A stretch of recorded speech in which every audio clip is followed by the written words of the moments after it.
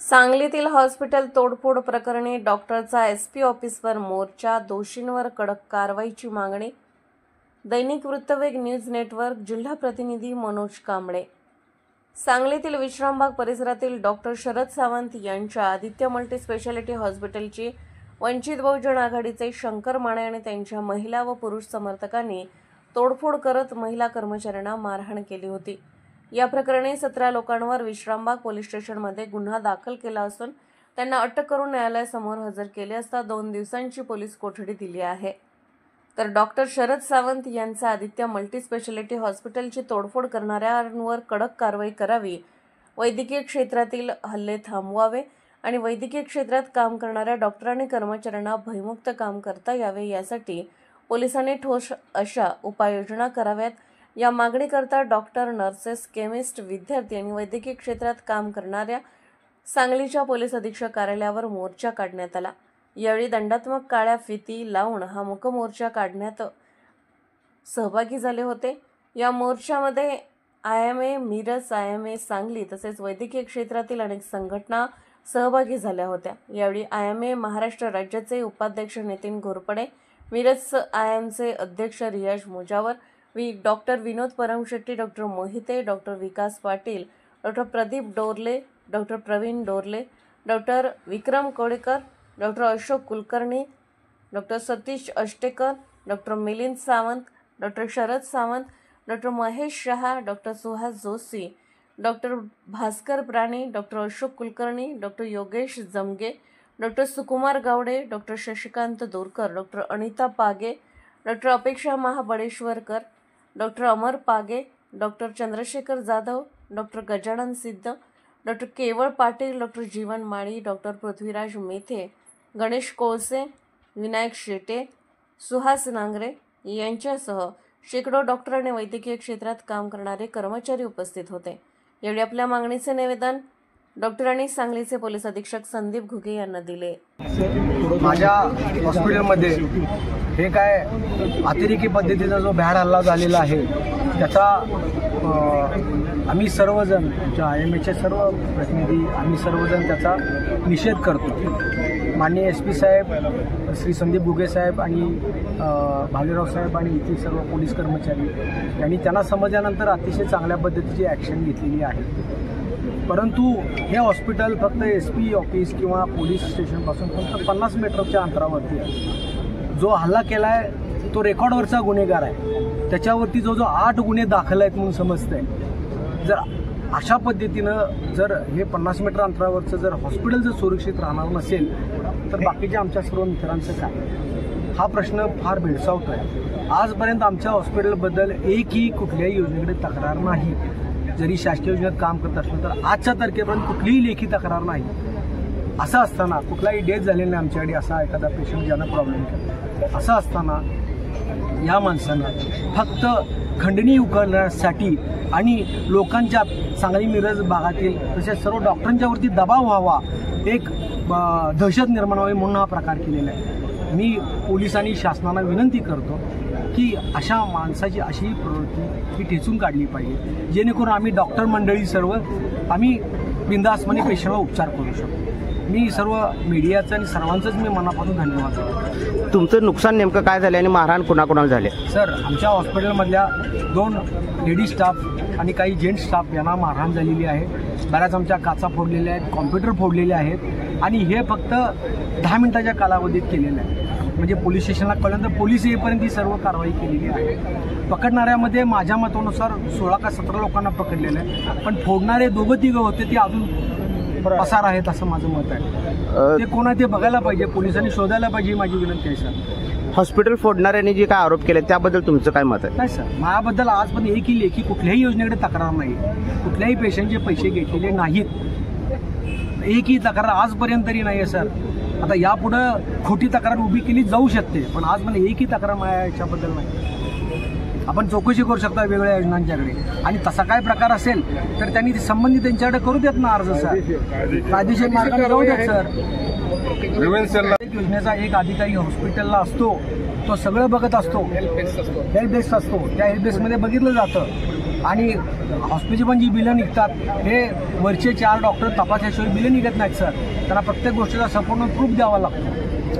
ही तोडफोड ज्या रुग्णानं तुमच्याबद्दल त्यांनी जी कागद दाखवलेली आहेत तो रुग्ण कधी तुम्हाला यापूर्वी भेटलेला आहे किंवा काही सांगितलेलं आहे? या 10 दिवसात कुठलाही रुग्ण मला असा भेटलेला नाही. आमच्याकडे सगळ्या प्रूफ्स आहेत, शासनानं बघू देत, चौकशी करू देत. सर आज पण एकही तक्रार नाही. तर योजनेत तुम्ही चौकशी करा सर. प्रत्येक योजनेचे अधिकार नाही, तिथे काम करणं अधिकार नाही विचारा. एकही तक्रार नाही आहे सर. आज आणून बुजून फक्त डॉक्टर लोकांच्या दहशत माजावी म्हणून हा प्रकार केलेला आहे सर. हा बोला सर. 2 दिवसापूर्वी आदित्य हॉस्पिटलमध्ये जो दंगा झाला, ज्यामध्ये 15 ते 17 लोकांनी येऊन पूर्ण हॉस्पिटलची तोडफोड केली व हॉस्पिटलच्या कामगारांना जी मारहाण केली, या प्रकारचे हल्ले यापुढे सहन केले जाणार नाहीत. तर तसेच प्रशासनाने जी कारवाई करून त्यांना अटक केली त्याबद्दल मी प्रशासनाचे आभार मानतो. पण ह्या लोकांना 2010 मेडिकल ॲक्ट खाली शिक्षा व्हावी व नॉन बेलेबल ॲक्ट खाली त्यांना कोणताही जामीन मंजूर होऊ नये यासाठी सांगली मिरज IMA सर्व पॅरा डॉक्टर्स, त्यानंतर Gulabrao Pethe medical college, government medical college, Bharati Vidyapeeth, GP association, NIMA, dental, nursing, IMPA सर्व प्रकारचे डॉक्टर्स एकत्र येऊन जो मूक मोर्चा काढला आहे त्याला खूप मोठा प्रतिसाद लाभला आहे. प्रशासनाला आम्ही विनंती करतो की ह्या लोकांबद्दल कडक कारवाई करण्यात यावी. तसेच प्रशासनांनी यापुढे असे लोकांनी हल्ले करू नये म्हणून त्याला हॉस्पिटलला प्रोटेक्शन देण्यात यावे.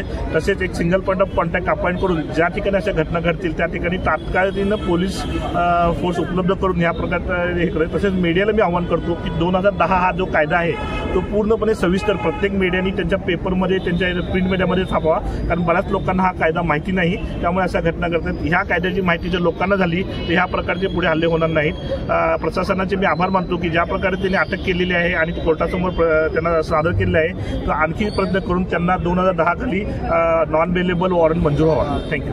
डॉक्टर विक्रम कोळेकर, सांगली जिल्हाध्यक्ष वैद्यकीय सेल काँग्रेस पक्ष हा या डॉक्टरांच्या विरोधातील हल्ल्याचा आज जाहीर असा आणि तीव्र असा निषेध करतोय. वैद्यकीय सेलचे सर्व पदाधिकारी या ठिकाणी उपस्थित आहेत. आम्ही या मोर्चामध्ये सहभागी झालोय.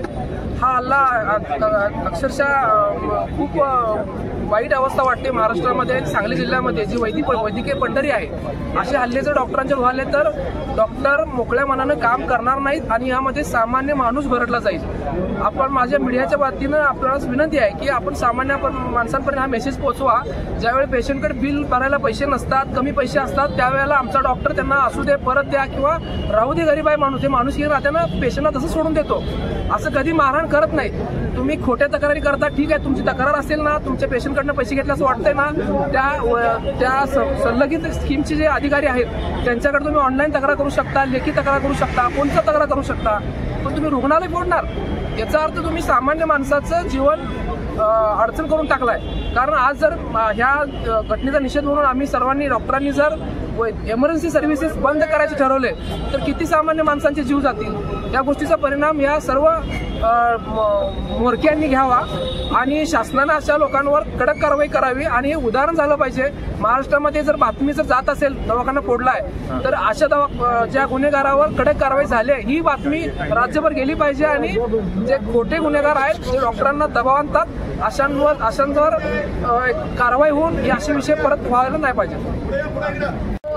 डॉक्टर सावंतांच्या हॉस्पिटलवर जो हल्ला झाला, कुठली पण आघाडी असू दे, कुठलाही राजकीय पक्ष असू दे, कायदा हातात घेणं हे कुठेही डॉक्टर बाबासाहेब आंबेडकरांनी शिकवलेलं नाही. जर तुम्हाला काही तक्रार असेल तर तुम्ही आधी त्याची योग्य त्या ठिकाणी तक्रार करायला हवी होती.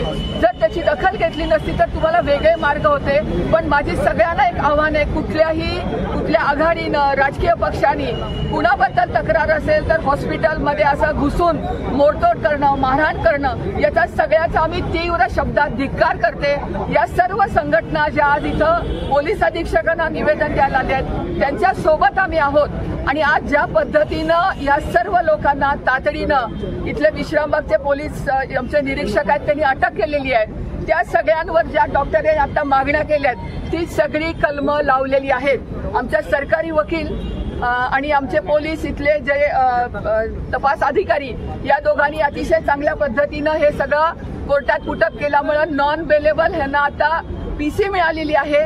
त्यांना जी अपेक्षा आहे की ह्याला जास्तीत जास्त शिक्षा मेडिकल काउन्सिलच्या नियमाप्रमाणे व्हावी, त्यासाठी जे लागेल ते सरकारी वकिलांच्या मार्फत आम्ही प्रयत्न करू आणि पुन्हा असं सांगलीमध्ये घडणार नाही असं सर्वांच्या वतीनं आम्ही त्यांना आव्हान करतो आणि पोलीस तशा पद्धतीनं कारवाई करतायत. त्यामुळे पोलिसांनी चांगल्या पद्धतीने केलंय.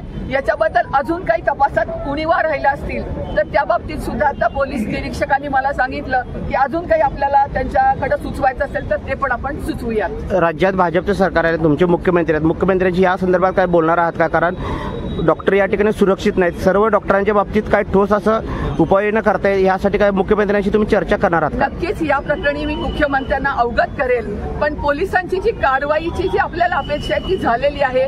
म्हणून म्हटलं अजून काही करत असेल तर ते पण आपण करूया आणि सगळ्यांना डॉक्टर्स आता सगळ्या संघटना एकत्र आलेल्या आहेत त्याच्याबद्दल त्यांचाही एक चांगल्या पद्धतीनं ते एकत्र आलेत, एखाद्याच्या पाठीशी उभं राहिलेत आणि पुन्हा असं घडणार नाही यामुळे सगळ्या संघटना एकत्र आल्यात आणि या उपमुख मोर्चाला मी पाठिंबा द्यायला आज इथं उपस्थित आहे.